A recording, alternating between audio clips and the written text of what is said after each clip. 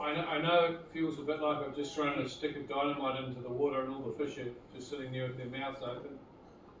But really, some of that was quite simple. It's not hard maths, but what it is just getting your head around how to do it. Now the cool thing is I've got a second example here, which was done by my predecessor. Yes, I know there were people here at Unitec before the dinosaurs. We used to call him the old dinosaur and I was the young dinosaur. And he put together this little thing here. His name was Fred Kerman. And this is the answer to exercise 2. So exercise 2 is a water channel. So this is a slice cut through the water channel, but it goes for up the top there 9 metres. And the thing about this example is it introduces everything to you. So not only the stuff I've covered, but it covers every possibility in what you might come across reinforcing. So it gives a step-by-step on how to calculate each bar. All right, and it also gives a explanation why we're doing things. Now this one here has got something that you don't have. It's got a minimum bar length, and that's very common because you ring the reinforcing guys up and you say, oh, I'm looking to reinforce my job. Have you got any 12 metre, 13 metre long bars? And they say, no, our minimum length, our maximum length is 12. So you've got to have to put a lap in it. Okay? Now that lap always is in the middle unless shown otherwise. And this you'll note that my lap's in the middle as well on the assignment.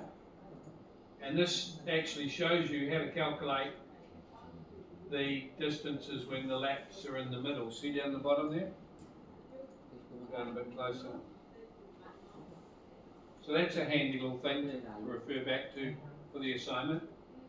And it also explains the diameter thing. Now, when you're drawing reinforcing with a curve, the centre line of the curve is 2.5 times the radius. The internal is 2 times the radius, and the external is 3 times the radius. Okay, so that's where I got the 2 times the radius from when we worked out how far in. But it's always the bar that's bending around. Don't make the mistake of using the bar the donut bar.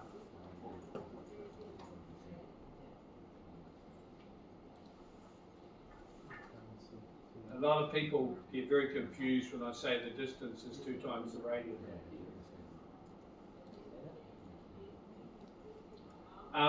And at the end of this is a very neat and tidy bar schedule. And leading on from that, and this is just about the end of me talking today, I can feel my voice going as well. On Moodle, what I've got for you there, I've lost it again.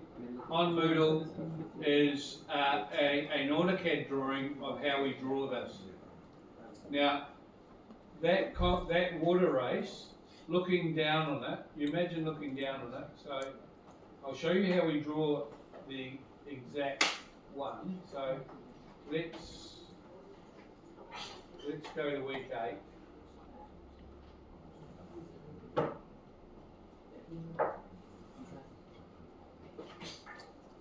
There's a drawing become available here.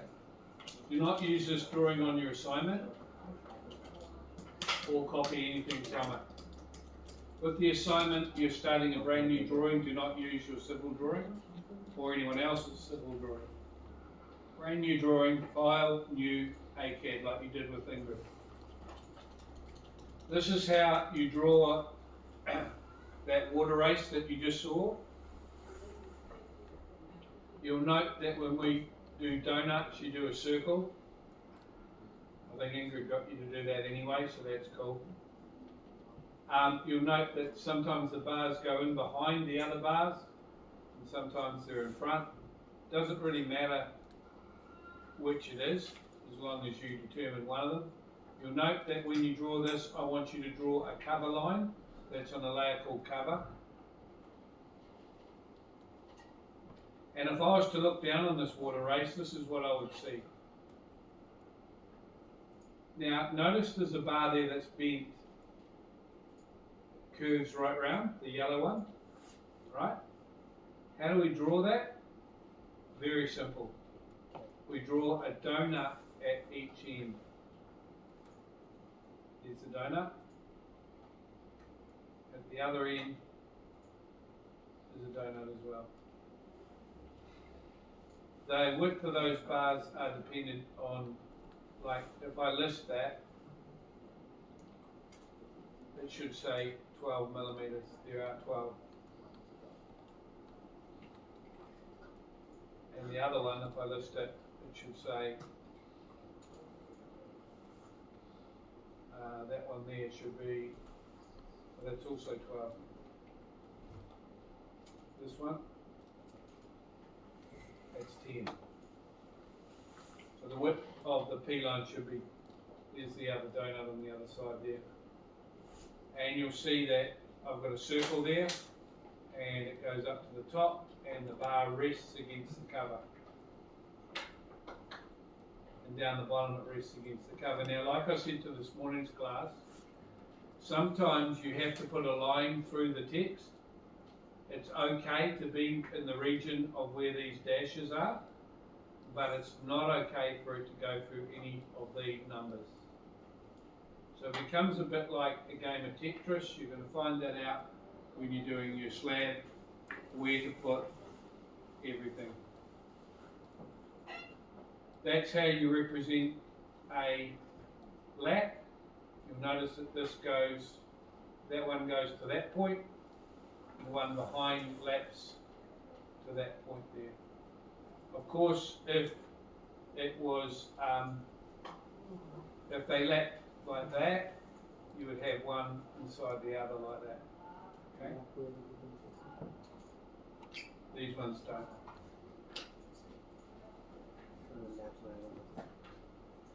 It's easier if you, the layers that you use,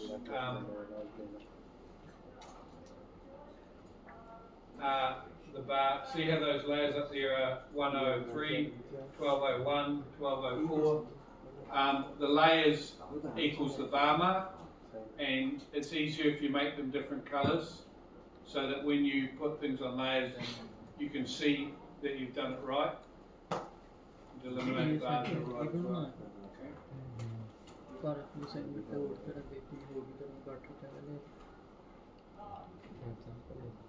Alright, so you can fiddle with the CAD drawing there and have a good look at it. You can see that I've put what I've done there. They should equal the example answers. You've got a model class exercise I've gone over, and you've got a model answer to a class exercise 2 there as well. So the past leaders are allowed to go over any of those and explain it to you again, but they're not allowed to explain the assignment in terms of, is this how you do it? Or am I right with my answer? Okay? Or could you please check it? If you're looking for a place to start drawing up a plan view of the slab and start positioning some of the reinforcing on it. At the same time, have a go at doing the bar schedule. There is a bonus mark for getting the last part of the schedule right. Remember, like I said in this morning's lab, with the assignment, I'll go back to it.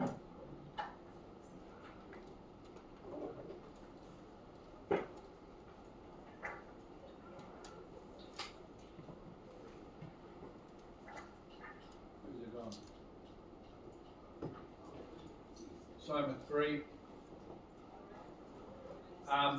There is a template there, And the template is, looks like that. And you'll notice that there is one bar with beads in it, this one here at the bottom. I'm offering a half a mark for anyone who gets that 100% right. The straight bars are quite easy to calculate, so I'm leaving that that off the bonus list.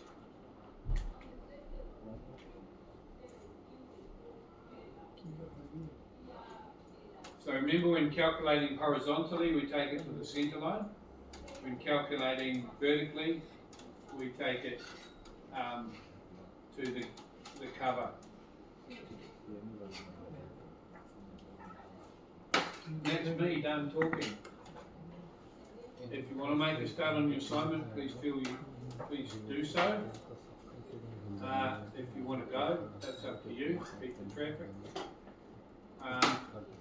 You want to ask students any questions?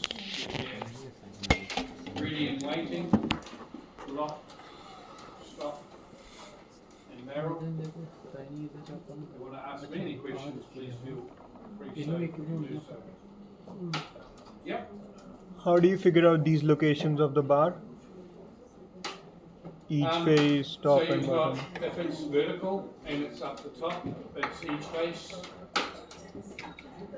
If it's down the bottom in the slab area and you've only got the slab for your assignment, then it's either top or bottom or top and bottom. Okay? The footing, you figure that out. Can't tell you because it's part of the one that I'm offering the bonus mark.